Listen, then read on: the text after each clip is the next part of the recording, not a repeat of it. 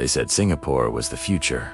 But what if I told you the Philippines might be the next one to surprise the world? When I first landed in Singapore, I thought I had seen perfection. Everything looked straight out of a sci-fi movie. The trains arrived on time. The streets were spotless, and the skyline looked like it was designed by the future itself. It felt like I had stepped into tomorrow.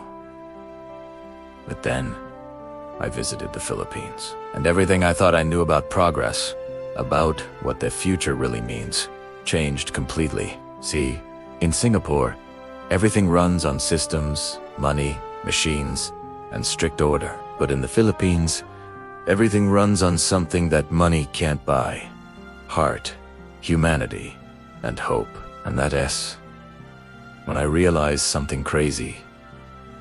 Maybe the future, ISNT, about how advanced your city looks, but how alive your people are.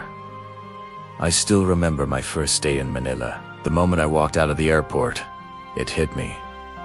The chaos, the honking, the street vendors. It was noisy, colorful, and full of life. At first, I thought, this is nothing like Singapore. But that was the point. Singapore shows you what perfection looks like. The Philippines shows you what life feels like. I took a jeepney for the first time, squeezed between strangers who smiled like we'd known each other forever. The driver blasted old love songs from the radio. People passed my fare down the line with a simple bayad po, no one even checking if I paid right. That's trust. That's community. In a city that looked messy from the outside, I found order in the most human way possible, through connection. Then I visited Makati. Skyscrapers everywhere, luxury malls, people in suits rushing to work. For a second, it felt like Singapore again. But then, right beside those glass towers, you'd see street food stalls, kids playing basketball in alleys, laughter echoing from every corner. It was rich and poor, modern and traditional, all existing side by side. And somehow, it worked. You see, Singapore's success was built through discipline and precision. The Philippines, on the other hand, is building its rise through resilience and faith. And that's something even the most advanced cities can't replicate. But let me be honest, the Philippines has its challenges. Poverty, traffic, politics. They're real and they're tough. When I first rode through EDSA during rush hour, I thought I'd lose my mind. 3 hours to move 10 kilometers. Singaporeans would riot. But in that same traffic, I saw something that blew me away. People laughing, vendors selling snacks, kids waving from buses. Everyone just adapting. No one giving up. That S, when it hit me, the Philippines, I sent T behind Singapore. It S, just taking a different road. Singapore chose speed. The Philippines chose soul. When I started exploring beyond Manila, my perspective deepened. Cebu, Davao, Iloilo. Each city had its own energy, its own heartbeat. In Cebu, I saw a booming tech industry rising fast. Young minds, coding, creating, dreaming big. In Davao, I saw discipline and peace. A city that once struggled, now leading in safety and order. In Iloilo, I saw culture preserved and modern life blending in harmony. And let's talk about the people, the heart of it all. Filipinos have this rare mix of humility and pride. They'll apologize even when it's not their fault, but they'll also stand tall when you try to bring them down. They'll share their last meal with you, then laugh like they've got everything in the world. They'll sing their hearts out even when life's been unfair. In Singapore, I admired efficiency.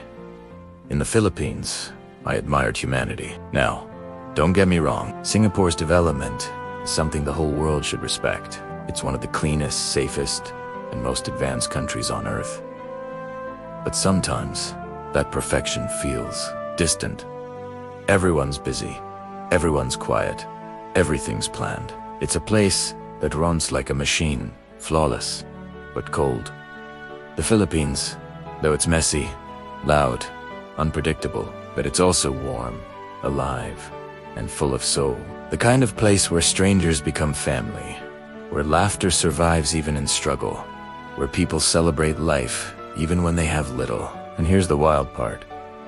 The Philippines is changing faster than people think. I met young entrepreneurs in Manila building startups that rival Singapore's tech hubs.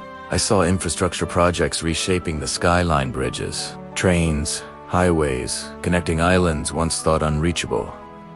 And it's not just the cities. Even in the provinces, you can feel growth. Small businesses booming, tourism rising, people taking pride in their hometowns. The world often compares the Philippines to other Asian giants, Singapore, Japan, South Korea. But the truth is, the Philippines isn't trying to copy anyone. It's creating its own version of the future, one that's built on culture, compassion, and community. But here's the challenge, and it's a big one. For years, the Philippines has been underestimated. People say it's too slow, too chaotic, too divided. And yet, every time someone counts them out, the Filipinos prove them wrong. Typhoons hit, the economy dips, problems come, and still, the Filipino spirit rises again. That's power. That's progress. And it made me think, maybe the future isn't just about smart cities and artificial intelligence. Maybe the real future belongs to countries that never lose their humanity. Because what's the use of living in a perfect city if people forget how to smile? One day, I was in a cafe in Quezon City, and I asked a young Filipino, "What keeps you going, even when things are tough?" He smiled and said, "Because we always believe there is tomorrow." That line hit me hard. Hope. That's the real fuel. Drive in this country forward, and when you look closely, you'll see that hope everywhere. In OFWs working abroad, sending money home with love and sacrifice. In teachers who keep teaching, even with low pay. In farmers who keep planting despite storms. In street vendors, smiling at every customer. That's the true backbone of the Philippines. Ordinary people doing extraordinary things every single day. The more time I spent there, the more I realized the Philippines is not the underdog of Asia. It's the heart of Asia. A country that gives warmth to everyone who steps foot on its soil. A place where progress doesn't mean losing your soul, and where success means lifting others with you. And let's not forget, Singapore once faced the same struggles decades ago. It was a small, developing country with limited resources, but through unity, leadership, and discipline, it rose to global power. So who has to say the Philippines can't do the same in its own unique way? The world changes fast, and the next big story might just come from where no one expects it. Because when I looked at Singapore, I saw a country built for the future. But when I looked at the Philippines, I saw a country building the future together. And that's a huge difference. Singapore taught me how far humans can go with discipline. The Philippines taught me how far we can go with heart. One is a symbol of progress. The other is a symbol of perseverance. And both matter. But if you ask me which one made me believe in humanity again, it's to the Philippines. Every time. So, to anyone watching this, let me say this straight. Don't underestimate the Philippines. It's not just a country. It's a movement.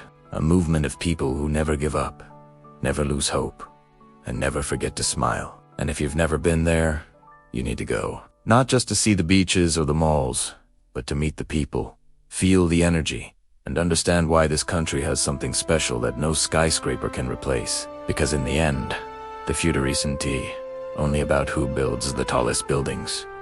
It is about who builds the strongest hearts. And that's why I thought Singapore was the future, until I saw the Philippines rise. If this story made you believe in hope again, watch the next video popping on your screen. It'll open your eyes even wider. ChatGPT